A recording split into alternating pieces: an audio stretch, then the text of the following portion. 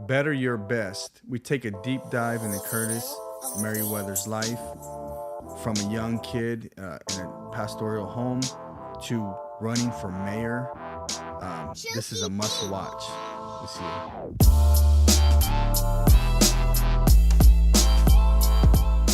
We're super excited.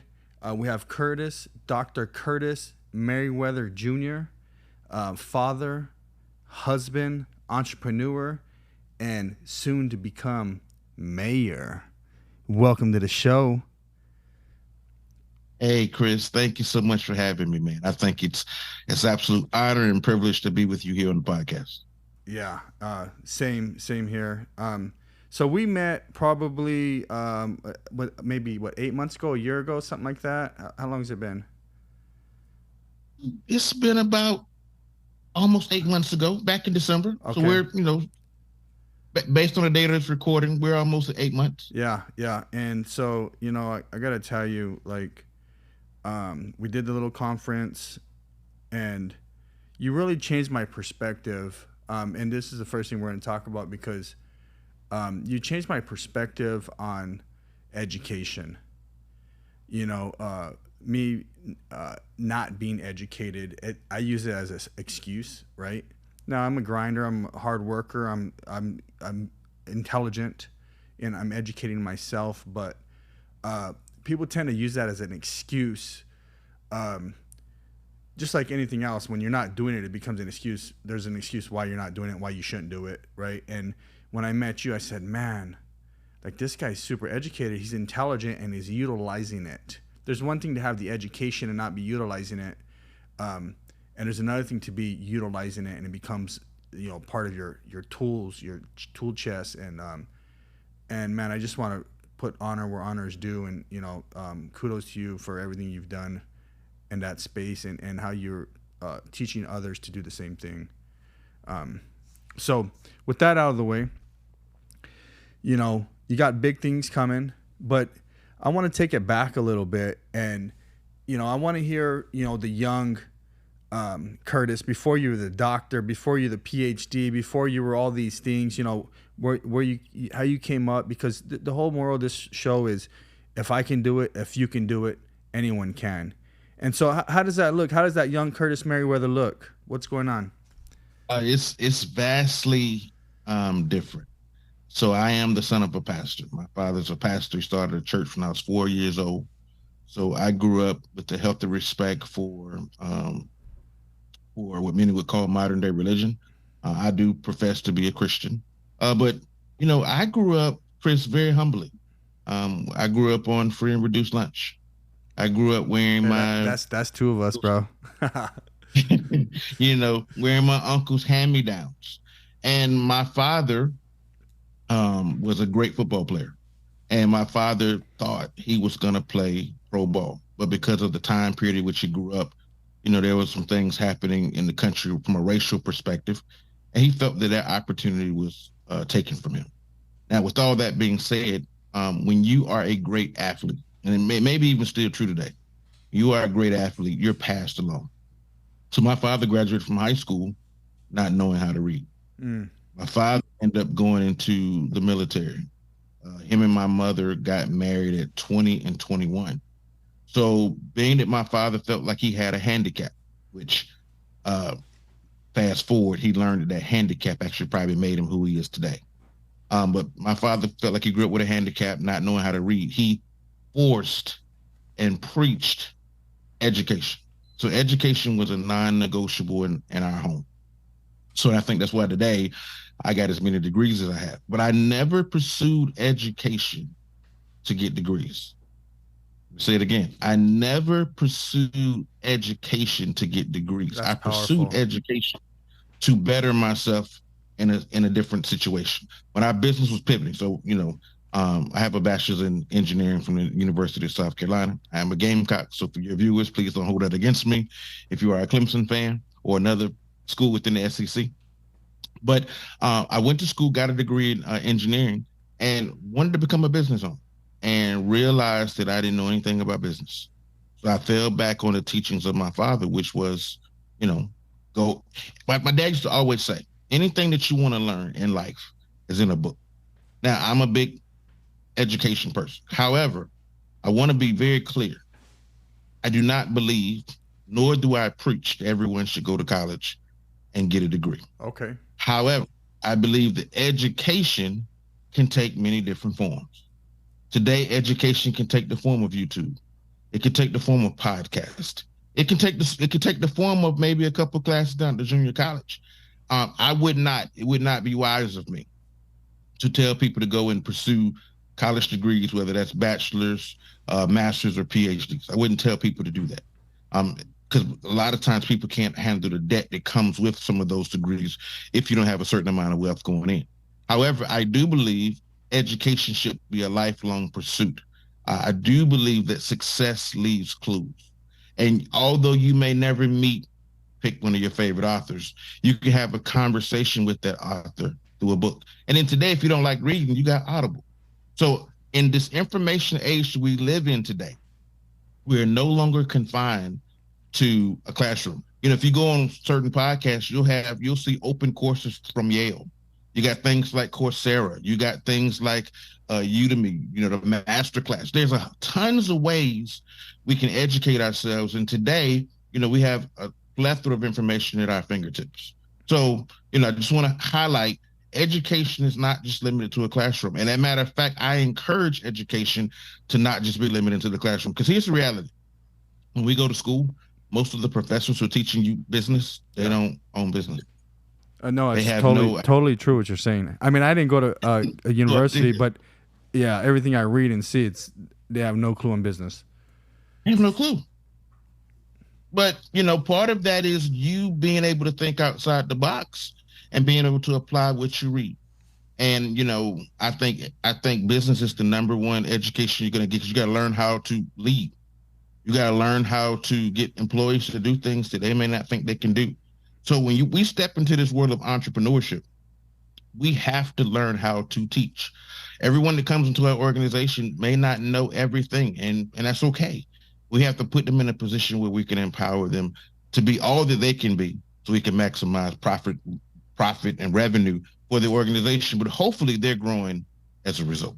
Yeah. So, I mean, going back, I love what you said is education is a lifelong pursuit. And I mean, I truly believe that, even though I didn't go to school, I only have an 8th grade education. I think you know that. And, I run into people time and time that I've known from years back. Maybe I haven't seen them in 20 years or something. And they're in the same spot, right? And I made a decision to keep learning. Even through my trials and tribulations, I said, I'm going to keep learning, keep going. And now more so than ever, right? But we still have, I think we're still in a time, this is a new era with, the youngsters and TikTok, all these things that are happening where I feel like everything's at our fingertips, but yet people ain't grasping for it enough. And that's where it kind of hurts my heart. Like, it's right there for the taking. It's free. You're paying.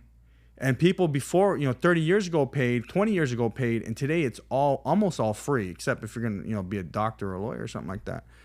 And they're just not taking advantage of it. What is your thought on that? I think it's our fault. Yeah, the Generation X, the Gen X's. we made, I went through the struggle. Yeah. You went through the struggle. We have made things entirely, and no fault of ours. As parents, we want life to be better for our children. And all of the viewers on here as well.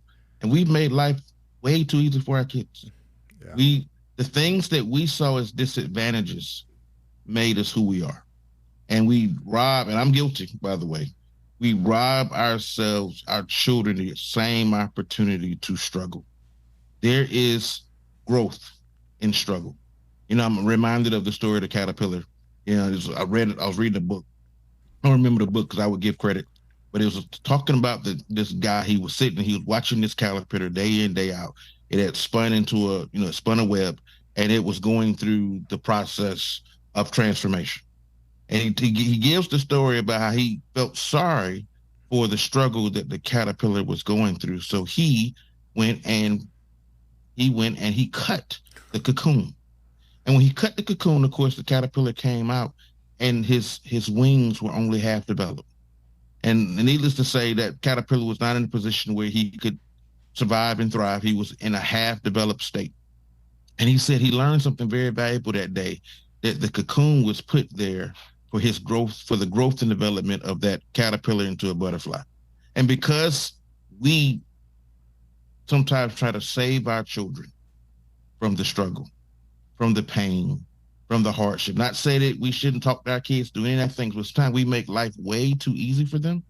And so then we see a generation that is ill prepared and in many cases inferior to where we were at their same age process. So it's our fault. But I am guilty. But in looking at, just kind of looking back, we have tried to help our children, and in many cases we've hurt the next generation. So everybody might have that kids, or maybe your uncle, maybe the niece or the nephew. But many times we tried to make life way, way more convenient than it should be. Yeah. How many children do you have, by the way? We're a blended family. Okay. So I have 4 collectively. So I have 2 that I participated in that process, and I have 2 bonus children. Yeah. And then what's the age range, if you don't mind me asking? The baby is 17, which is my daughter, and the oldest is 25. Okay. Yeah. So we got our range is from 14 to 21. Okay. Yeah. No, it's definitely a different time, and I'm guilty of it too. You know, we had such a rough childhood. I did, and then they start getting spoiled and stuff, and I'm giving them things, and then I'm like, then we're like disciplining them, and I'm like, oh man. And then if I really look at it, it's like half my fault. Then there's nothing you can do about it. Then you're like, do we put them in the struggle? Can they even handle the struggle? Can they even handle the struggle? Can they even you know what I mean? Because like as my oldest son is kind of giving us a little bit of challenge. So my oldest daughter's and she's in a university and works full time for the company. My middle daughter Gigi, she's in the same university and works a little bit for the company and for the church. And then my 14-year-old she's gonna be the killer. Well, they're all killers, but she's obviously school. But so Christopher's the oldest. And he didn't want to go to. He was like, I'm gonna go to all these schools and all this. And when it came time, he's like, I'm done, right? So now he's giving me this little challenge, right? And then I'm like, well, I'm gonna kick him out and teach him. But then I'm like, well, dang, if I kick him out, that could be the end of the road, because these kids can't handle this. So I'm like, well, I guess I gotta try to teach them something. I don't know. Right. Pray for me. Hey, I will. I think most parents are finding themselves in that spot. So you're not in a unique space at all. I think a lot of us are finding ourselves there, where we're some of the skills we have. I'm a latchkey kid, so kind of going to your earlier question. I grew up letting myself in the house. Our kids, a lot of kids do know a lot about that today, but a lot of kids don't know anything about that. We're giving them cars, and so I think you make a valid point. We have to figure out how to create, even if it's a pseudo struggle. We got to figure out how to put our kids in struggle. Just move to some ghetto house, huh? Move to a little 1,200-foot house or something, and yeah, then we become then we're back in the struggle, and that's what we're avoiding, huh? Yeah. That's what we're avoiding, brother. Yeah. All right. So listen. So, I mean, you went to. So how many degrees do you got? I know you got a lot, man. Because we talked about this before. Okay. Then every time I look at you, you're getting something cool is going on in your life. I don't know if you even count these, but I have 2 associate degrees. Oh, you because when I went to college, my dad didn't really believe. I told him I was going to be an engineer. He really didn't believe me. So he says, okay, you're gonna go to the junior college, and if you prove yourself there, then you can go to the 4-year. So I got 2 associates. It was like only maybe 4 classes difference. I picked up the second one. I have an associate's in electronics engineering technology and an associate's in computer engineering technology. I have a bachelor's, so it's 3. I have a bachelor's in computer engineering. I have an MBA, a master's in business administration. I have a master's of science in project management. I have a Ph.D. in management, so we're at 6. And I'm 4 classes shy from my master's in commercial real estate, so 6.5. So, dude, I love that master's in commercial and real estate. If I did that, I had to do all this to get the master's in commercial real estate. No, I'm at a great program at Georgia State, and Georgia State has an online program. Now, there's a school. This is the only school I actually sit on the board of the school. At the College of Charleston, they have an undergraduate real estate program, which talks about syndication and development. It's not going to make you an expert. It's just designed to give you a smattering of real estate so that you can kind of pick a path, whether that's on the leasing side, development side, kind of the private equity, capital raising, syndication side. Does it do Georgia State does it show you underwriting? Yeah, we do. They do underwriting, so you're going to do financial modeling and make sure that the project is going to make financial sense, sensitivity analysis, all that good stuff. So you got developers and programs like that. You have finance guys and programs like that, and kind of everybody in between, brokers, real estate agents. So it's a nice little a la carte to give you a very broad understanding of the industry. It's not going to make you an expert, but it's going to give you a very broad understanding, which hopefully you can do a deep dive in based on the path you pick. So you have all these degrees, and most of these you're working as well. Yeah.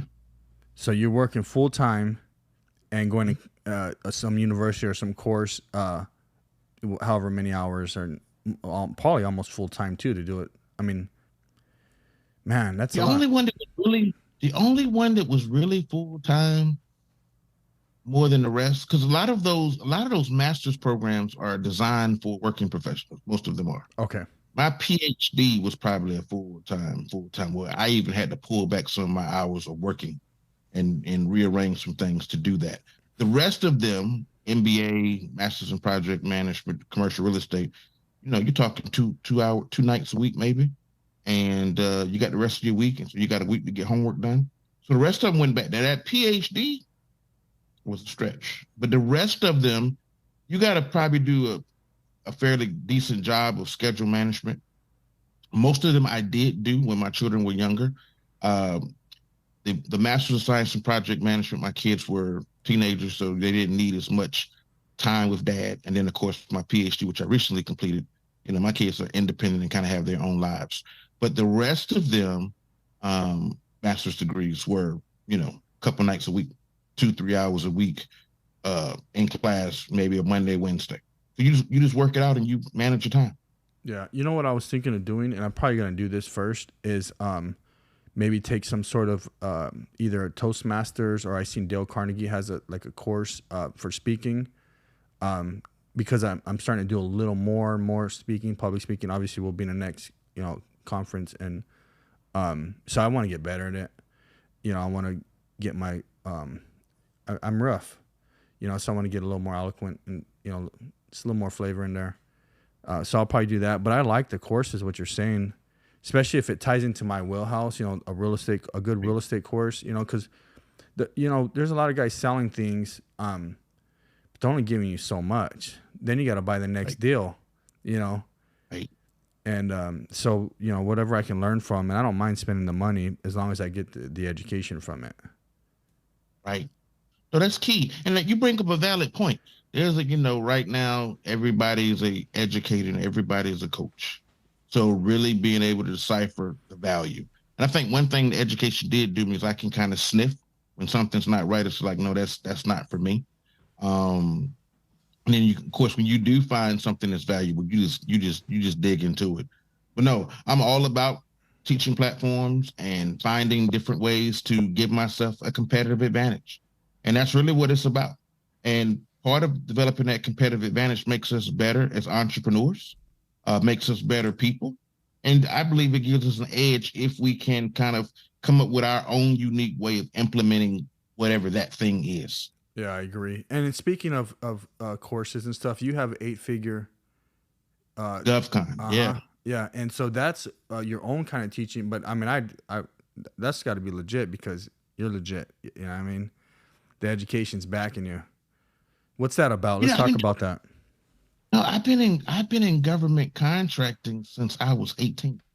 Now, at 18 years old, I did not know I was doing government contracting. Right now, it's a buzzword. You go on social media, YouTube, Instagram, someone's advertising the course. But the thing that I think sets our course aside, we have a YouTube channel. The thing that sets our course and I think our YouTube channel aside is I'm all about the entrepreneur. And I give way more value than what I'm asking potential students to pay. So, the way I explain it is we want to help entrepreneurs lower their learning curve and overcome common business challenges.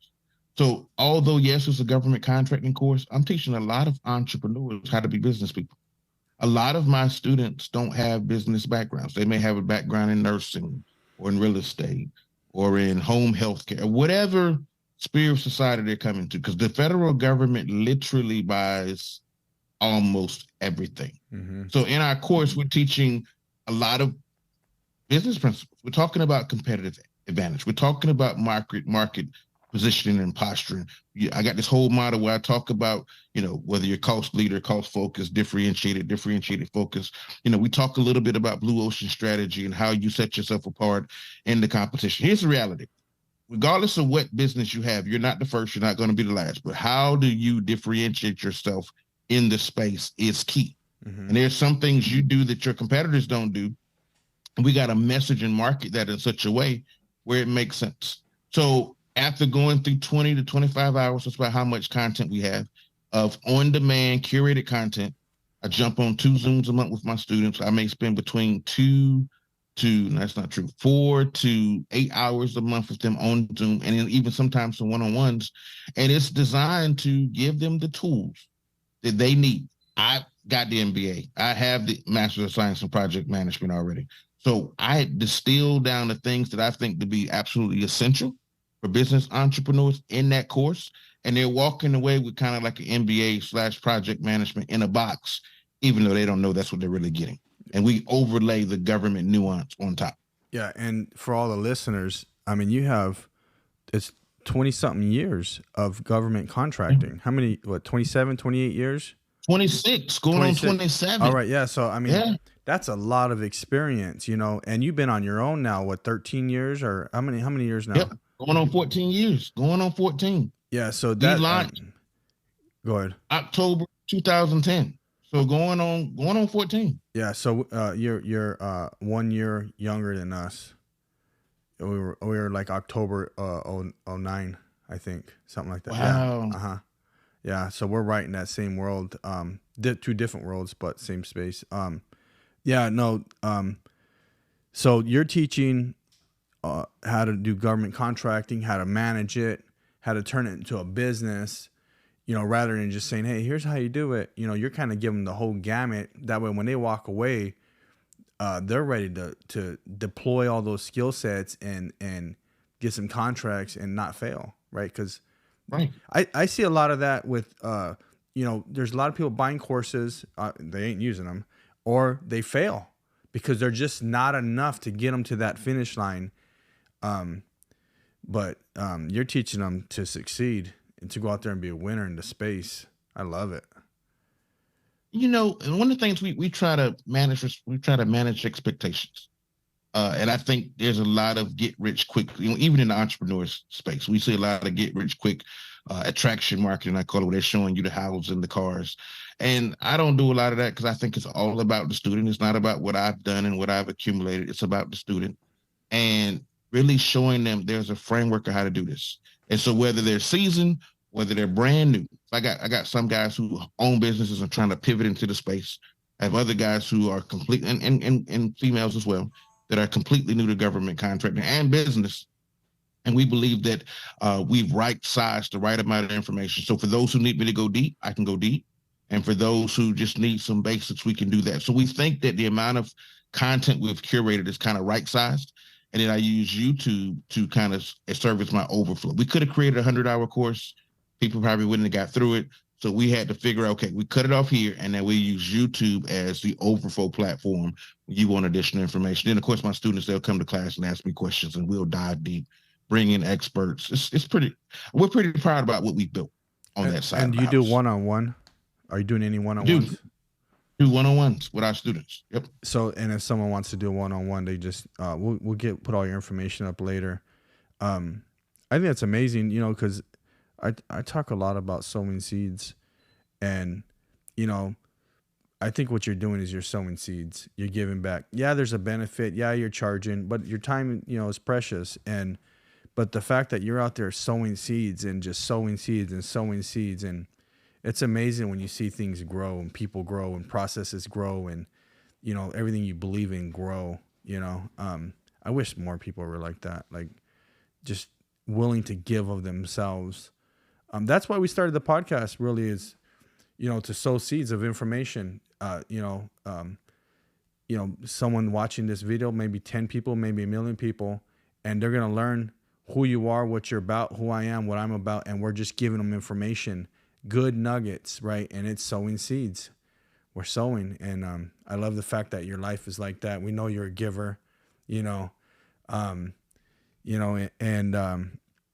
so you got the company, and I think you're in real estate, right? Are you in real estate? What do you? We have a fund process of raising. Yep.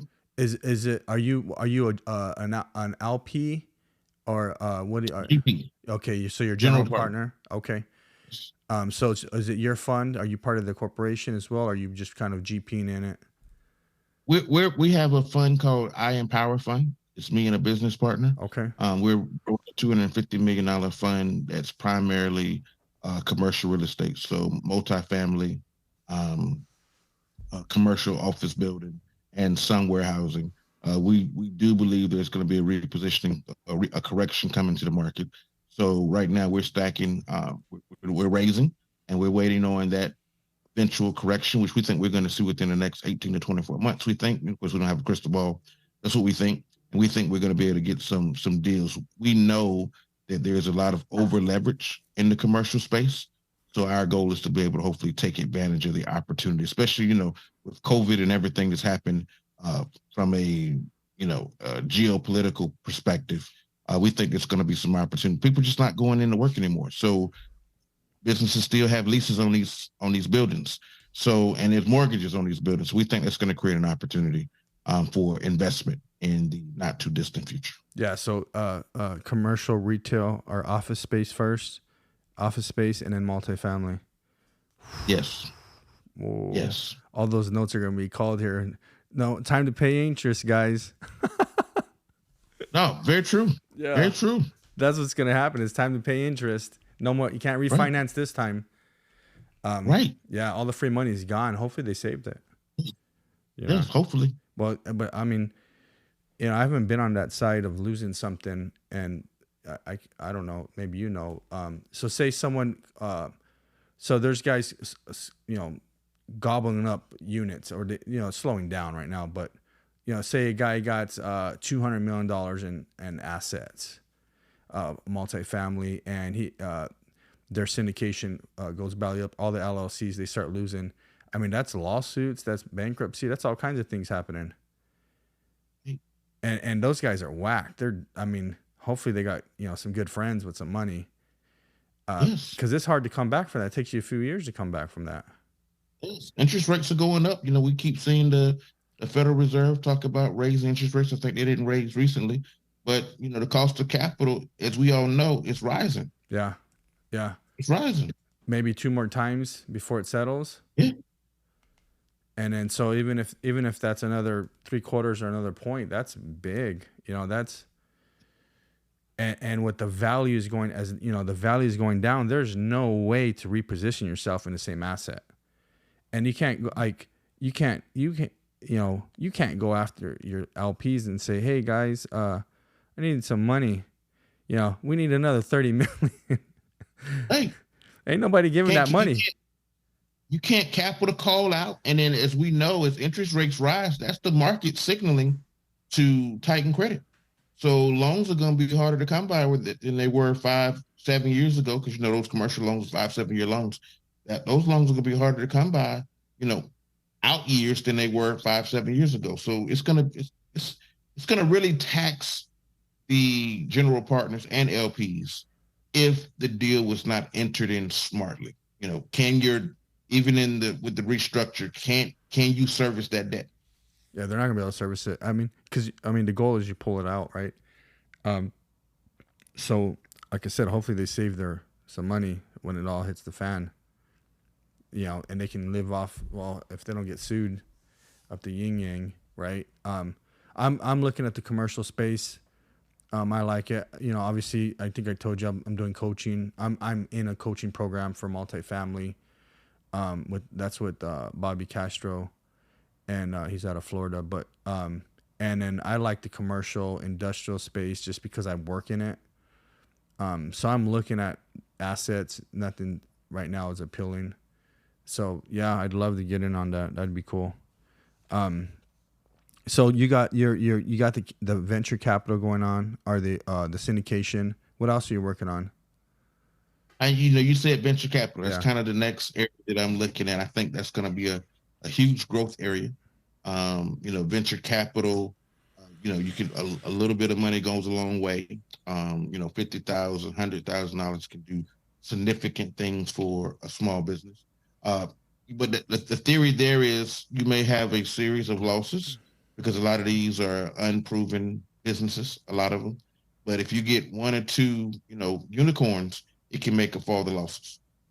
So being able to smartly deploy capital, not based on P&L, because a lot of these businesses don't have P&L. They have one, but it's not strong. Yeah. But looking at the management team and some of the quote unquote intangibles to see if it's going to be a worthwhile investment. So our next foray is down the venture capital path. Yeah, the potential of the owner, are they integral? Can they manage? Maybe they just don't know. They just need that one nugget to because I remember when I started the company, and I think so. This was maybe 2 years after I started. Maybe it was 11 or something, and we were trying to get with an insurance group they did commercial construction. That was their specialty. They're number one in the state. And I remember they took my, I wanted to set up a meeting. They took it, and I was so happy. I was like, yeah, right. And the old owner at the time, and he calls me in, and he looks at me and Felicity, my wife, and the first thing he says is, Chris, we're not going to take you. We're not going to write you a policy, but come in my office and I'm going to teach you something. Right. And it was one of the most powerful things I was taught at the time. And he said, Chris, do you want to be a drywall installer or in a business of selling drywall contracts?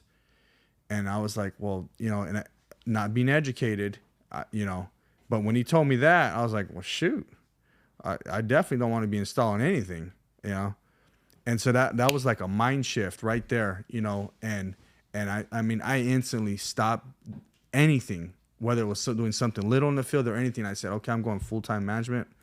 I'm pretty decent at it. I'm going to build up my team, and we're going to grow from here, But that was one of the game changer pieces of information. And like you're saying with this venture capital, there's a lot of people out there like myself or even like yourself that just don't have that. They need that one thing or two things. And it's like you said, they become a unicorn and make you, a few $1,000,000 or whatever. I love it. Now, are you partnered with that too? We lost his voice.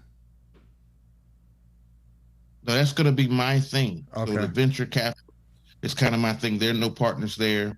I'm probably going to put a group of people around me, but in terms of equity share, no, it's going to be primarily me. It's going to be my capital.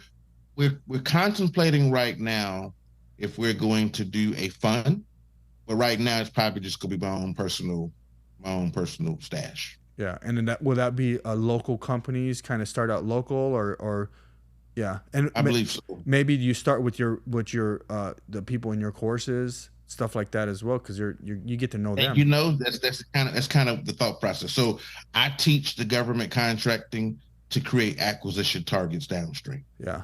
I tell my students that what you hit the nail on the head. So train the folks up, and those may be potential targets for later acquisition. Yeah, because you're already teaching them now. You're giving them those nuggets right now. Man, I love that.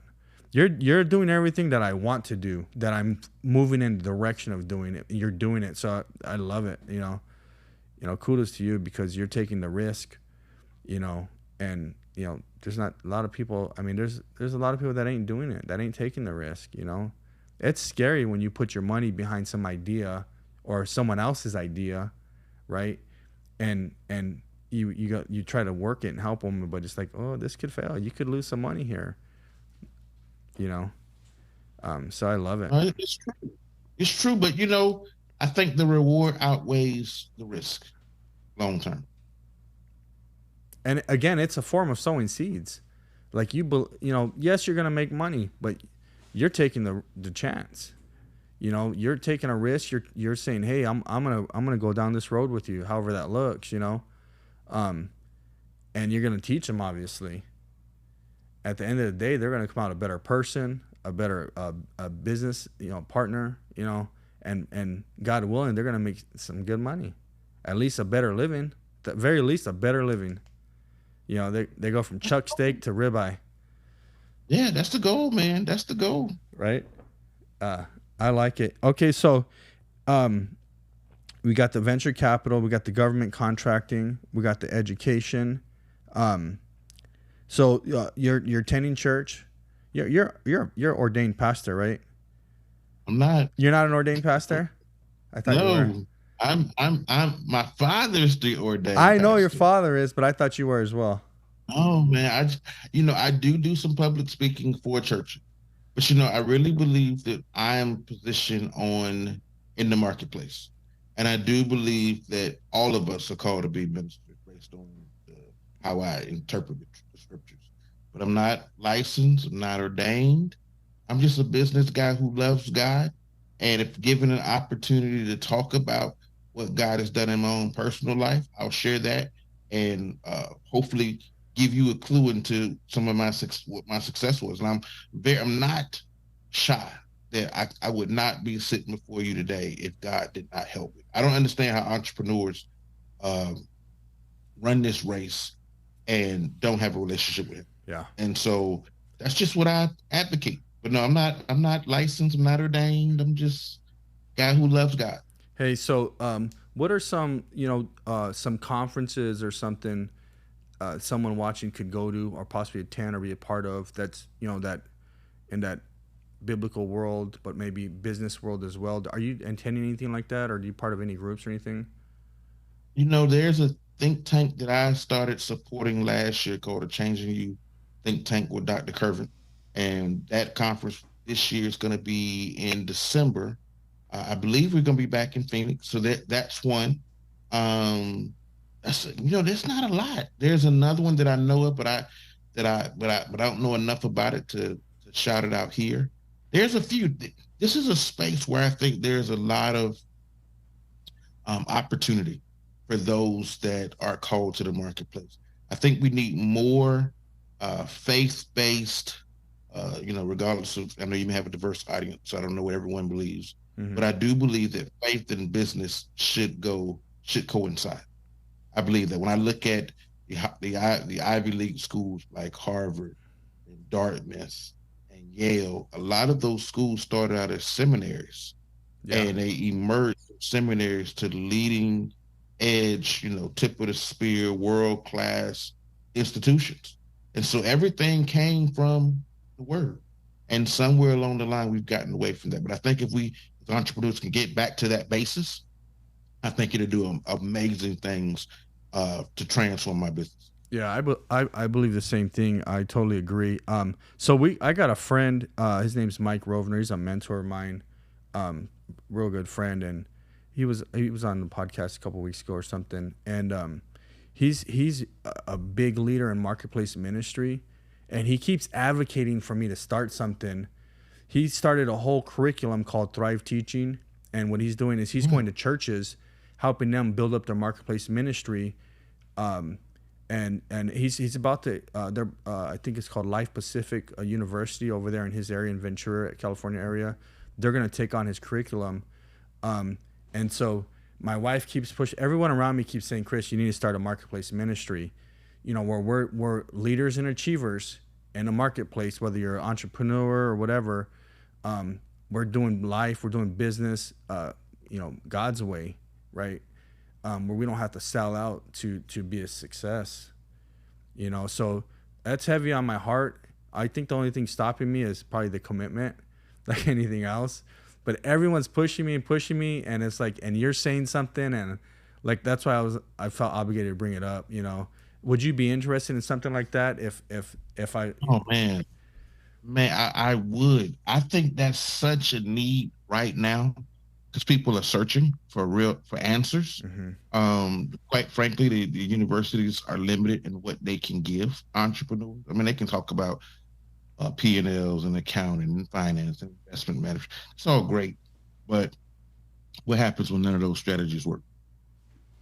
So where do you go then? You have to go to a rock that's higher than you. No, I think absolutely think you should do it. I think you should come up with a rhythm that makes sense for you. So look at your schedule, whether that's once a month, whether that's once every other week. I think you got to come up with a schedule that makes sense for you, you can make that a priority. And even if it means you got to start small and kind of progressively and expand the schedule, but come up with a rhythm that makes sense for Chris. Yeah, I like that. Come up with a rhythm. Yeah, it's on my heart, and I just got to do it. Yeah, it might be once a month, and that's okay. Because right now you're still, even with once a month, you're still meeting the need. It could be every other week, but come up with a rhythm based on your schedule. There's going to always be little nuances that pop up that you didn't expect, but come up with something that that you can realistically manage long term. You can always add more time.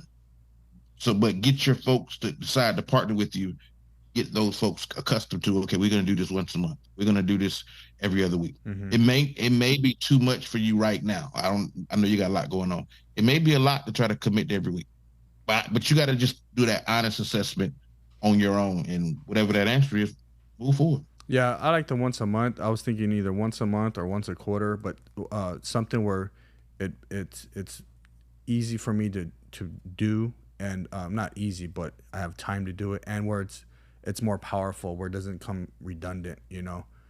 And then I was trying to think maybe do it on a Zoom or do it in Zoom and in person, you know, where we can make it big, you know, because people need to learn. They need to learn what God has done in my life, what God has done in your life, and what God can do in their lives and in their businesses, and not only their businesses and their lives, but all their employees. Right. You know, like when you get to see God blessing your team, that's when miracles are happening. That's when, you know, when the faith is activated. That's when the blessings are injected into the to everything you're doing. Um, yeah, I love it. Maybe I'm gonna do it. You're making me do it, bro. So something fun that's happening in your life, something new that's happening in your life, right? So you're running for mayor, I am. dude. I love this. You're running for mayor, and um, so you're running for mayor. Are you are you Democrat, Republican? What side are you on? What's going This on here? this is a non-partisan race, Okay, that's which what I basically thought. means there's no Democrat or Republican. I'm running as Curtis A. Merriweather, who just wants to help upbuild a community. So our campaign is a united city of prosperity, safety, and compassionate leadership for all. So on our platform, we're running on five main issues. Only four we really can control.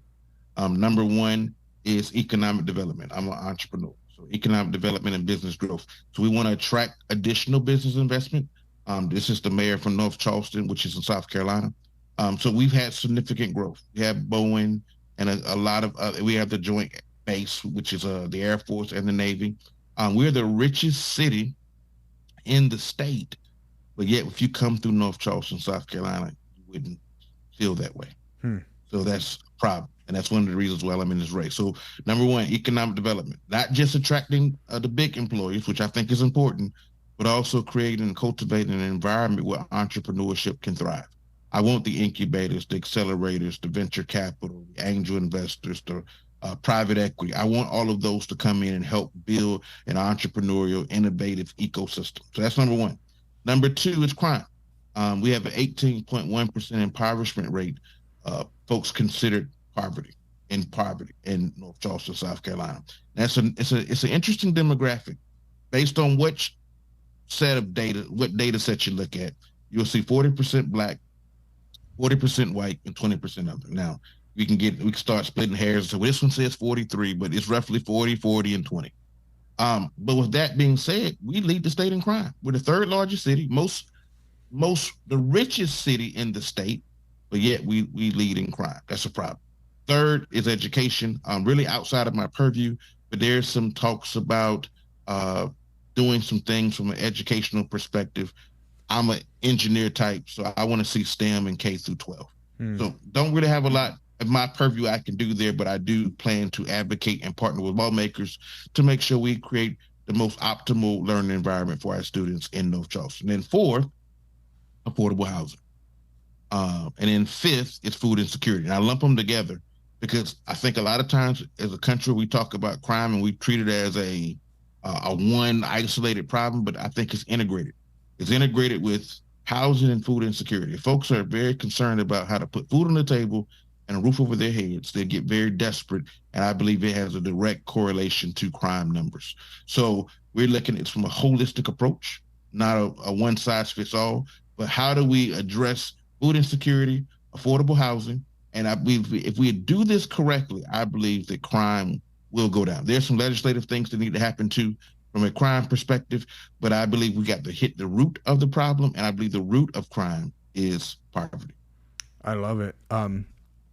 Yeah, I read through your whole bio, all this, and I knew you weren't on any side, and that's what I love about it, because it's once you pick a side, it's like the other side wants to take you out immediately, and by any means necessary.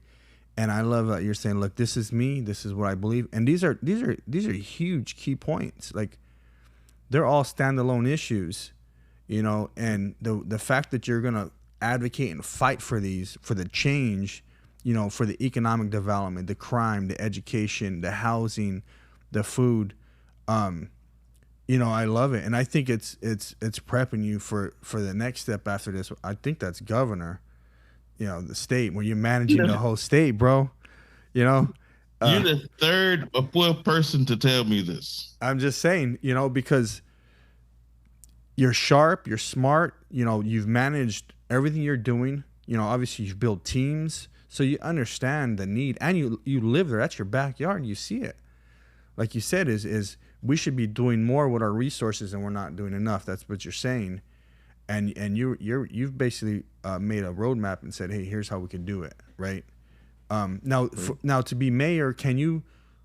So say for the companies that are going to come in, you guys got to create the I don't know if it's a policy or a law, for tax incentives and stuff like that, tax breaks. Is that a mayor thing, or is that a governor thing? What is that, legislative? What is It's that? a mayor thing. Oh wow, It's really? a mayor thing. In North Charleston, we have what we call a strong mayor, which means that the mayor has almost, not quite, almost complete autonomy. We do have a city council, but the mayor governs the city. In other cities around the country, it may have a weak mayor, meaning that basically everything has to go through council. That's not the case in North Charleston, South Carolina. In those cases, you'll see oftentimes a city planner, and a lot of the power is held in the city planner now. But here, the mayor has a lot of power, a lot of power. So do you guys have the infrastructure? I love it. Do you guys have the infrastructure in place, or the space for big corporations to come in and build these big mega warehouses? We're building them. They're building them like crazy over here. So yes. You do have the space. Yes.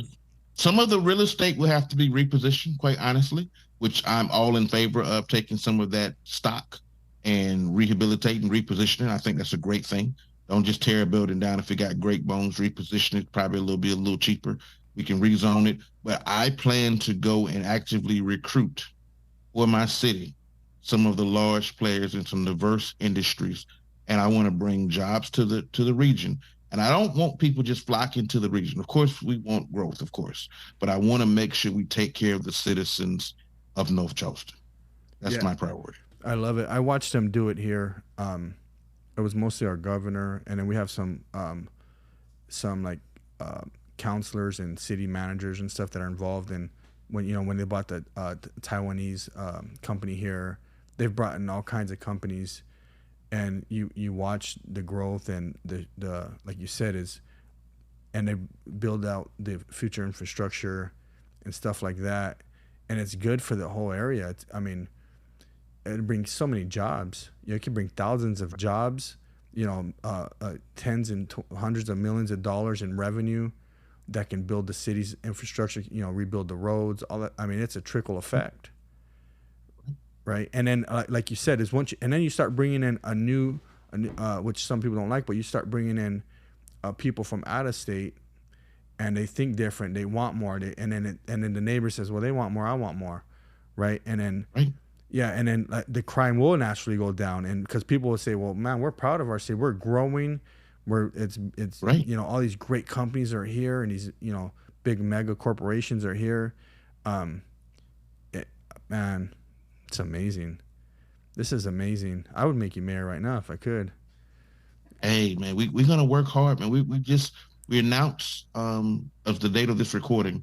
We announced tomorrow, and we've gotten a lot of great support already in the city.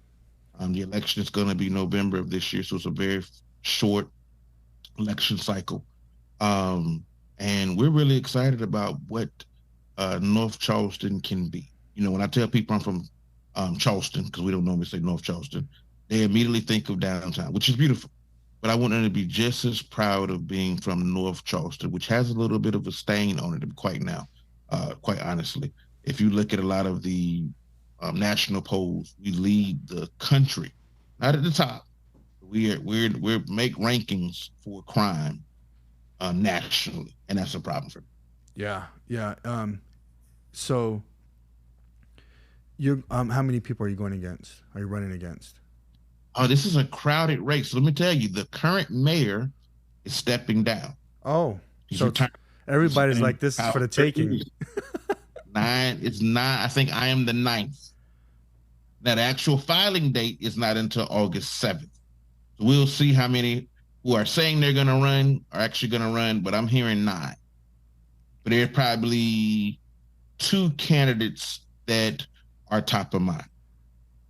And I would throw myself in the third. 3 candidates, including myself, that are top of mind on the minds of the voters.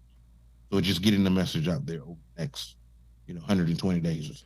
And so what's the term? 2 years, 4 years? How does that work over there? It's a 4-year term. Yep, 4-year term. 4-year term, mayor. And so you're raising money. What's the website that everyone can go on? It is Merriweather, Merriweather, not Mayweather. Everyone may be related to Floyd. Merriweather or mayor.com. And so they can give. I think I went on there and gave a little bit of money, and you can see what he's doing. Yeah. And because we want everyone to support you, man. You're doing the right thing. You see it too often in these types of cities where someone's doing the wrong thing. I don't want to bash any city or anything, but it happens quite often, right? It does. And you're willing to say, hey, I'm going to put my money where my mouth is, and I'm going to put my time where my mouth is. Because the fact that you're running, it's kind of like the Trump thing, right? I'm not comparing you to Trump or putting you in that same category, but he gave up a lot to go become president, right? And the same thing here, what you're doing is you're saying, hey, I'm going to give up a lot of my time to mayor this city, and and fixing the city is fixing the state. Let's just be real here, right? So that's kudos to you for doing that, man. So let me ask you something, which is off topic. You started with nothing, right? Pastor's kid, coming up, started going to school. And what do you see what it looks like moving forward for your life? We know what you're doing, but what does the future look like? And what could you tell the audience, that young guy, that up and comer, even an older guy, older woman that has nothing, or maybe they have something, they want to make that next step from clerk to manager, or from installer to owner. What do you have to say for that person? That's good. I think the first part of your question was, what is my future like? Like, I think it's really bright. Mm-hmm. And I would love to tell you that I have this. I've learned that if you want to make God laugh, you tell him your plan. Yeah. So, but I believe our future is very bright. And I never thought that I would personally be here, if I'm just being honest. If you'd have told me this 6 months ago, I'd have probably laughed at you. So to be here is amazing in and of itself. But talking to that person on the other side of the screen, I would tell them that, maybe life has thrown you a blow, it's thrown me a blow, it's thrown Chris a blow. It's not a matter of what happens to you. It's a matter of how you respond. And regardless of where you may be in life, don't stop dreaming. Always see the betterness on the other side of what you may be finding yourself in. And don't get complacent. Now, do be satisfied with where you are. You're supposed to be content. And no matter what state we're in, we should always be striving. We should always be looking for continual improvement. I believe we're supposed to be fruitful and multiply. And multiplication doesn't stop. Multiplication is a perpetual or a continual process. So I would encourage anyone on the sound of my voice to keep moving, keep striving. Even if you're already in a great place in life, better your best, because the next generation depends on you. And we're the sum total of past and present decisions. So I'm going to tell you that no matter where you may be in life, good or bad, that realize that better is possible for you if you believe that. And if you believe that, you'll take action, take necessary steps to make that dream a reality. And I believe that is truly the essence of what faith is. There it is, guys. Better your best with Curtis, Dr. Curtis Merriweather Jr. Hey, one last thing. We have something in common. You don't even know. Okay. We have the same middle name. Really? Anthony. Yeah. So yes. I love it. I love it. Listen, thank you for your time. I'll be praying for you, and I'm rooting for you, man. Everything you do. And you be blessed. And to everyone listening, we'll see you next time. Be blessed.